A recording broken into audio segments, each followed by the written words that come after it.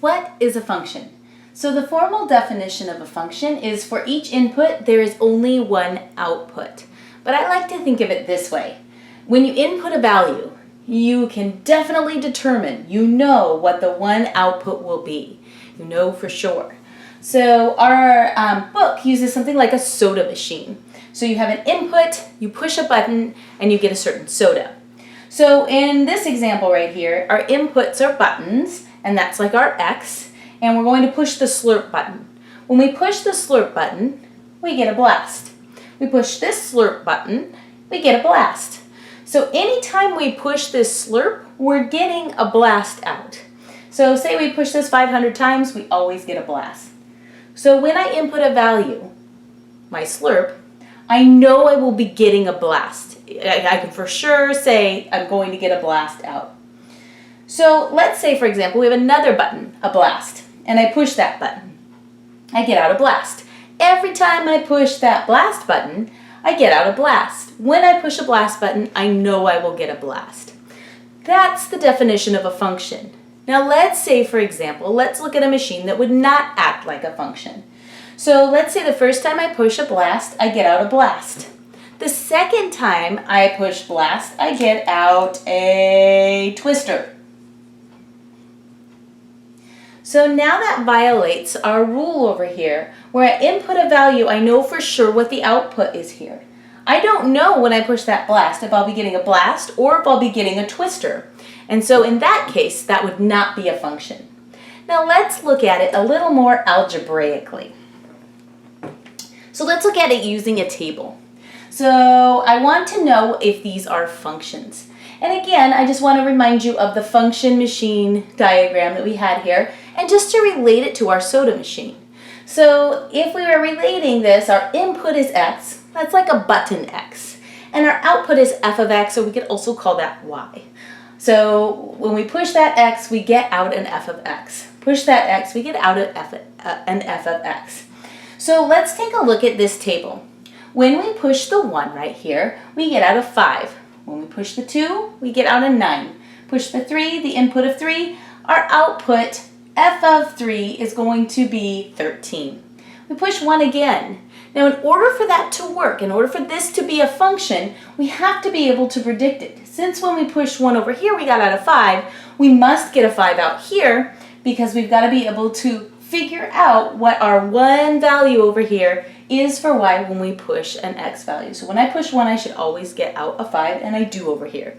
So this, as far as we know, is a function. Now notice we can make tables with just limited values in there. So if we had an equation and we just used limited values in here, it'd be difficult to tell if it were a function. However, if this is all we're given and we're asked if this table is a function, then yes, I can predict anytime I push 2, I'm going to get out a 9. Anytime I push 1, my input is 1, my output will be 5.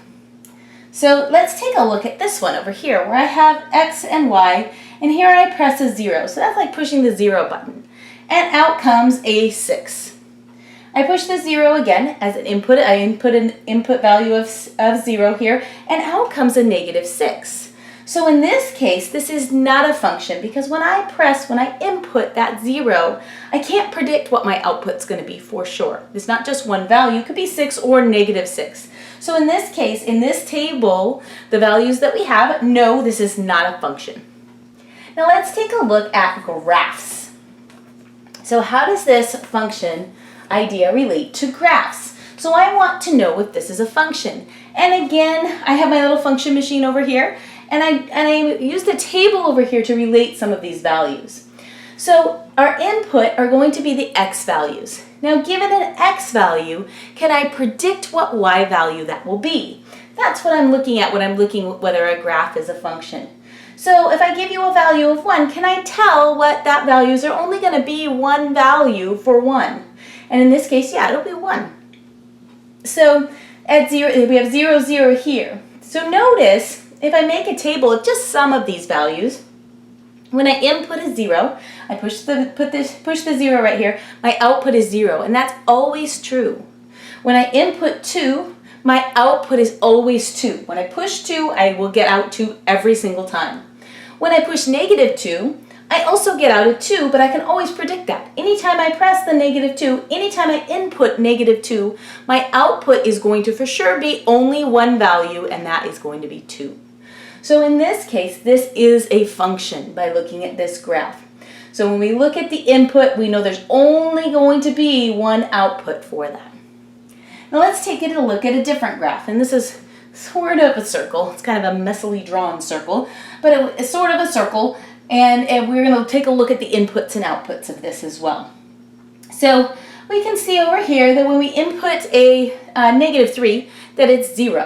So for sure that one works. Every time we input -3, we get out a 0. However, when we press some other buttons in here, some other inputs of x, we notice that if we push the 0x, then we get 2 values for y.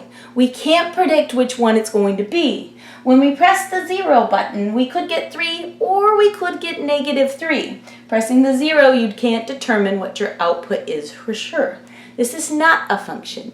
And if you'll notice, this relates to, some of you may have heard of the vertical line test.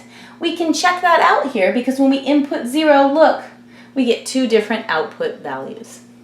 And the last thing I want to talk about, and just very briefly, is an equation that you know. And we're going to work with several other equations later, but one of the equations you're very familiar with is this, y equals mx plus b, equation of a line. So is that a function? So we can take a look at this and input some values of x. If I give you a value of x, can you tell me what y will be? And can you tell me that every time I input that particular value of x, I know what y is going to be? When I substitute a 1 in here for x, 3 times 1 is 3 plus 2 is 5. My output is 5. Every time I put in a 1 right there, I'm going to get an output of 5. And so thinking about this, we're thinking, yeah, that looks like a function. But we can also look at the graph, and the graph makes it a little, this is another way to represent it that'll help us see that. So inputting a value for x, I'm always going to get just one value for y.